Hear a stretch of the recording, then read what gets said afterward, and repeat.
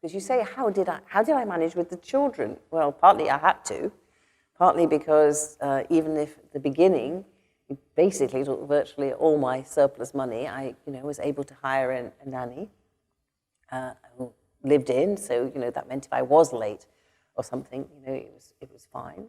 Partly because Tony was a backbench MP in those days, and so he did have some time when he could help out with the children, but also because of technology. Because in 1988, when my daughter was born, I went off on my 10 days pregnancy leave. Not to be recommended. That's why I'm very passionate about women actually understanding that they are entitled to take their leave. And actually, I don't like to call it pregnancy leave anymore. It's parental leave. That's what we need to have. But anyway, our chambers at that time the clerks would write manually the accounts, and the secretaries, we would write manually our opinions, and they would then go to the typing pool, and they'd be typed out, and they'd come back, and we'd correct them, and it would go back. That's in 1988. And we suddenly had this whole thing that we were going to go, our account system was going to be computerized.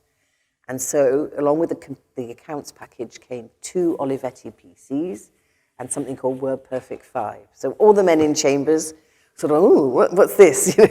And I said, well, actually, I can type. So why don't I take it with me and see what I can do? So I did take it with me and discovered that actually technology was incredibly useful for me as a self-employed barrister, enabling me to do basically my own typing and set up templates. And 18 months after that, I'd become the first chair of the bar IT committee, where my mission was to tell other barristers how this could really make a big difference for you. We looked into things like video conferencing for trials.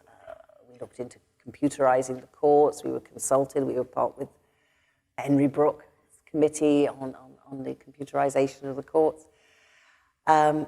And also, I became part of a sort of pilot group about the first using modems, how you could send documents downline. And enabled me to go up to the constituency in Durham, 400 miles away, and still managed to send documents between the two. And then, of course, when we went into Downing Street, by which time we had an intranet, and the textbooks were online, and the law reports were online. It enabled me to both do my first lady bits, like having tea with visiting Tanzanian First Lady, and at the same time be working up in the flat on my papers, answering my clients' queries, and they would never necessarily know that I had been popping out for tea in between time.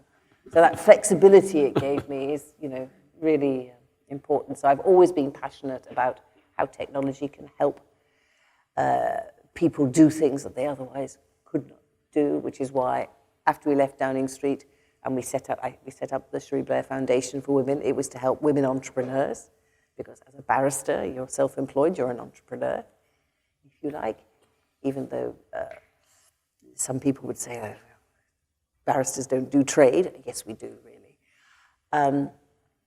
I felt that technology enabled me to carry out my business as a fortunate woman. How much could it do to help women in low and middle income countries around the world who were finding themselves wanting to set up their businesses, but not being in the position that someone in the UK in 2008 rather, might be, but more like either the position that I was in the 1970s when people were still saying women don't do that, or even more so, maybe like the position my mother was even before that. So how could we use technology to give them the skills and the confidence that they need?